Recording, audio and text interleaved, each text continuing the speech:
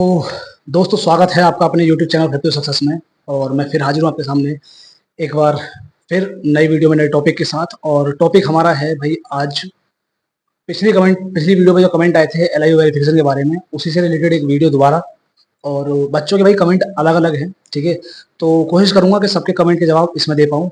और LIU verification क्या होता है, कैसे होता है, इन सब के बारे में बात करेंगे। और क्या इससे पहले अगर ये नहीं हुआ तो आपका जॉइनिंग लेटर आने के चांसेस हैं या नहीं।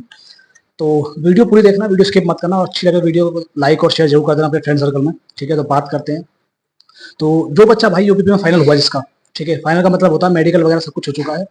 उसके बाद दो वेरिफिकेशन होते हैं, दोनों वेरिफिकेशन के बारे में बात करेंगे। पहला है पुलिस वेरिफिकेशन। कुछ बच्चों के डाउट ये भी है मेरे पास कि उनका अभी तक पुलिस वेरिफिकेशन नहीं हुआ है, जिनका 24 को मेडिकल हो चुका था, 24, ठीक है। और 24 के बाद पुलिस वेरिफिकेशन अब तक ना होना भाई थोड़ा मुश्किल है। ऐसा नहीं हो सकता, या तो आप फिर झूठ बोल रहे हो, या फिर मतलब जो होता है ना एकदम जोकिंग तरीके से, मजाक वजाक, तो भाई वो नहीं। अगर सच में नहीं हुआ तो फिर आपको अपने जो नियर बाई थाना है, जो आपके घर के पास, आपके जो भी मतलब जहां भी आप रहते हो उसके पास थाना है, उसमें जाकर पता कराओ। और भाई वहां देखो कि मेरा फाइनल हुआ था तो मेरे लिए पुलिस वेरिफिकेशन क्यों नहीं हुआ, क्या मेरा नाम है लिस्ट में या नहीं, जो भी मतलब।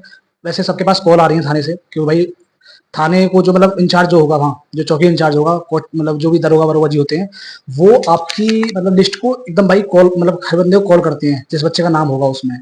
तो अगर आपके पास कॉल नहीं आया तो आप जाओ पुलिस वेरिफिकेशन कराओ, उसके बाद ही एलआईयू वेरिफिकेशन होगा। क्योंकि पुलिस वेरिफिकेशन से आपकी सूची जाती है, जितने बच्चे पुलिस वेरिफिकेशन करा ले जाएंगे उनकी सूची जाएगी आगे एलआईयू ऑफिस। और एलआईयू का मतलब वो होता है लोकल इंटेलिजेंस यूनिट, यानी कि वो आपके बारे में थोड़ा बहुत पता लगाती है, आपके पास कोई मुकदमा तो नहीं है। पास का मतलब ये नहीं है कि आपके पास हो, आप पे कोई लगा हुआ नहीं है, कोई चार्जशीट वगैरह तो नहीं है, तो कोई लड़ाई दंगा या फिर आप किसी ऐसी गतिविधि में तो शामिल नहीं रहे पहले जिससे आने वाले टाइम में आप इस भर्ती के लिए योग्य ना रहें।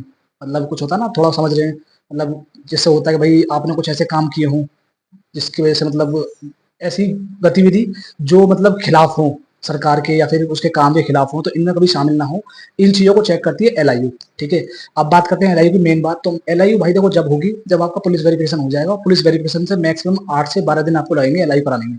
एलआईयू ऑफिस जो है, आपका जिले का एलआईयू ऑफिस एक होगा, आपको वो पता करना पड़ेगा। गूगल पे जाकर सर्च कर सकते हो कि मेरे जिले का एलआईयू ऑफिस कहाँ है। और अगर आपका एलआईयू ऑफिस मतलब आपको एलआईयू वेरिफिकेशन नहीं हुआ है पुलिस वेरिफिकेशन के बाद में, तो आपको अपने ऑफिस जाकर पता करना चाहिए कि भाई मेरा पुलिस वेरिफिकेशन हो चुका है और क्या लिस्ट में मेरा नाम है या नहीं है। और आसपास के जो भी बच्चे का नंबर नाम आया हो तो उससे जरूर पता करो क्या उसका एलआईयू वेरिफिकेशन हो चुका है या नहीं।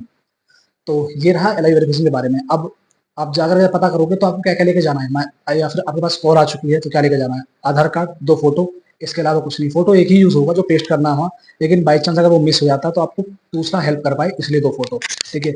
उसके बाद आपसे वो पूछताछ क्या कर सकते हैं, आप कहाँ रहते हो, कितने साल हो गए रहते हो, पिताजी क्या करते हैं, घर में कौन कौन है, बस नॉर्मल जानकारी, ठीक है।